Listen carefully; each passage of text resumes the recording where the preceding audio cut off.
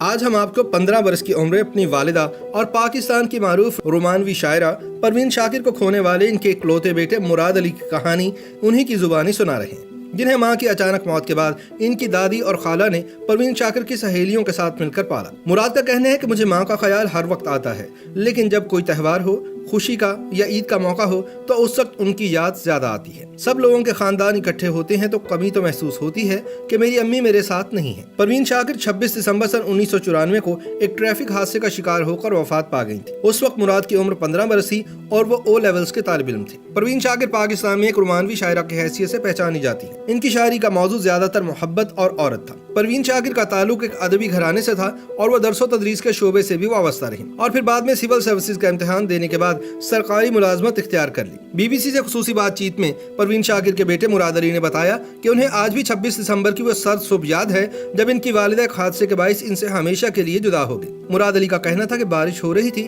امی حسب معمول تیار ہو کر آفس چلی گئی۔ تقریباً 9:30 بجے فون آیا کہ آپ کی امی کو حادثہ پیش آیا ہے، آپ پیمز آ جائیں۔ مراد نے فوراً پروین شاکر کی قریبی دوست پروین قادر آغا کو فون کیا، وہ بھی اسپتال آ گئے۔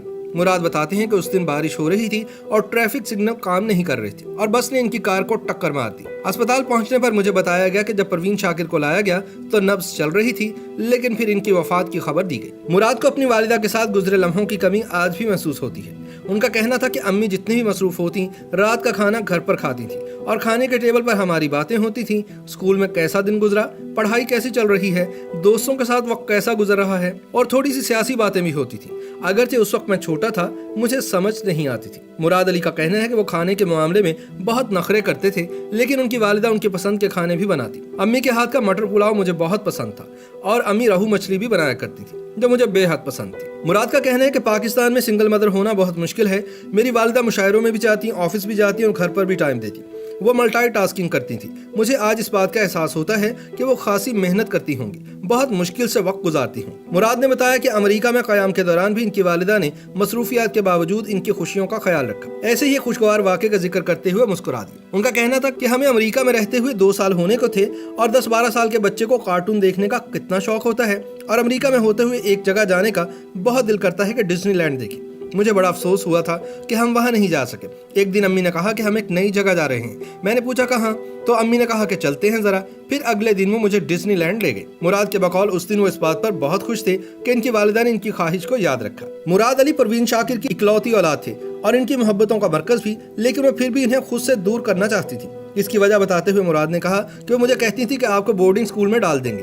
پہلے جب میں چھوٹا تھا تو مجھے ایچیسن میں داخل کروانا چاہتی تھی، پھر حسن ابدال کیڈٹ کالج میں ڈالنے کو کہا اور پھر لارنس کالج گھوڑا گلی کی بات ہوئی۔ میں نے ان سے کہا کہ آپ مجھ سے محبت کرتی ہیں، یہ سب اچھی جگہ ہیں، لیکن میں آپ کا اکلوتا بیٹا ہوں، میں آپ سے دور نہیں جانا چاہتا۔ مراد کے بقول ان کے بورڈنگ جانے سے انکار پر پروین شاکر نے ان سے ایک فرمائش کی۔ انہوں نے کہا کہ ٹھیک ہے، مجھے ایک لمبا سا خط لکھو اور پھر مجھے بتاؤ کہ تم کیوں نہیں جانا چاہتے۔ پھر میں نے خط لکھا اور امی نے پڑھا تو کہنے لگیں کہ ٹھیک ہے، تم نہیں جانا چاہتے تو پھر ہمارے ساتھ ہی رہو۔ مراد علی کا کہنا تھا کہ ان کی تعلیم اور مستقبل کے حوالے سے ان کی والدہ نے واضح گائیڈ لائن دے رکھی تھی۔ ان کا کہنا تھا کہ تم ڈاکٹر بنو اور وہ بھی نیورو سرجن، جو سخت قسم کی تعلیم ہوتی ہے، تم وہ کرو، اور وہ اس پر بہت زیادہ زور دیتی تھی۔ ان کا کہنا تھا کہ وہ ان کی پڑھائی کے معاملے میں سمجھوتا نہیں کرتی تھی، حتیٰ کہ ایک مرتبہ نمبر کم آنے پر ان کے دوستوں کے سامنے انہیں ڈانٹ دیا تھا۔ مراد تسلیم کرتے ہیں کہ ان کی والدہ پروین شاکر بہت دور اندیش تھی۔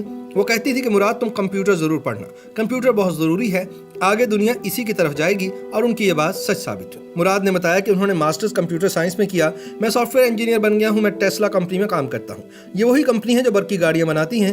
مراد کہتی ہیں کہ اگر میری والدہ زندہ ہوتی تو وہ بالکل مطمئن ہوتی کہ میں کامیاب ہو گیا ہوں۔ مراد بتاتے ہیں کہ ان کی والدہ کو جب کوئی چیز اچھی لگتی تھی تو وہ اپنی ڈائری میں لکھ لیتی تھی۔ ان کی 1-2 ڈائریاں تھیں جو نامکمل تھی۔ مراد نے بتایا کہ پروین شاکر کی ادھوری شاعری مرتب کروانے کے بعد قف آئینہ کے نام سے شائع ہوئی اور اپنی اس کتاب کا نام پروین شاکر پہلے ہی طے کر چکی تھی۔ مراد کہتے ہیں کہ میری بیٹیاں پوچھتی ہیں دادی کیسی تھی۔ مراد نے اپنی والدہ کے نام کو اپنی آواز میں شامل رکھنے کے لیے اپنی بڑی بیٹی کے نام کا ایک حصہ پروین رکھا ہے۔ ان کا کہنا ہے کہ میری 2 بیٹیاں ہیں، بڑی کا نام شانزہ پروین علی ہے، وہ 7 سال کی ہے۔ پروین نام میں نے امی کی نسبت سے رکھا ہے اور دوسری کا نام ماریا ہے۔ وہ پوچھتی ہیں اپنی دادی کے بارے میں۔ گھر میں کئی جگہوں پر ان کی تصویریں اور میڈل وغیرہ لگے ہیں، تو وہ پوچھتی ہیں کہ یہ کون ہے۔ میں بتاتا ہوں کہ آپ کی دادی جان ہے، تو اس وقت یہ افسوس ہوتا ہے کہ امی ان سے مل نہیں سکتی۔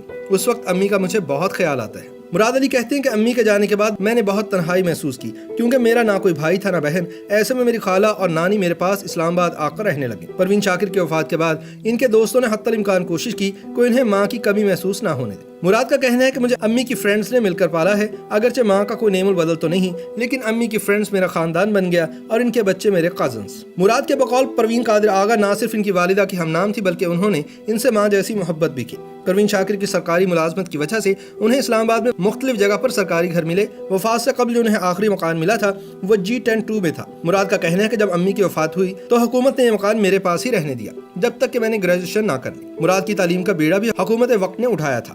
مراد نے بتایا کہ اس وقت کے وزیر اعظم بے نظیر بھٹو نے میرے لیے ماہانہ 60,000 روپے وظیفہ مقرر کر دیا، جو میرے لیے انتہائی مددگار ثابت ہوا اور میں تعلیم مکمل کرنے میں کامیاب رہا۔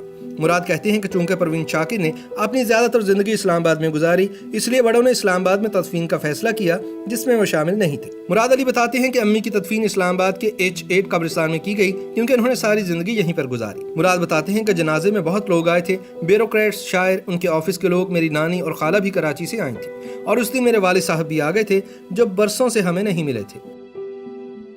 YouTube پر گوگلی نیوز دیکھنے کے لیے youtube.com کی سرچ بار میں googly news T V type کریں۔ گوگلی نیوز کے پیج پر سرخ رنگ کے سبسکرپشن والے بٹن پر کلک کرنا نہ بھولیے۔ YouTube پیج پر اپلوڈ ہونے والی ویڈیوز سے باخبر رہنے کے لیے بیل آئیکن پر کلک کیجیے۔ آپ کو ہر نئی ویڈیو کے بارے میں نوٹیفیکیشن موصول ہو جائے گا۔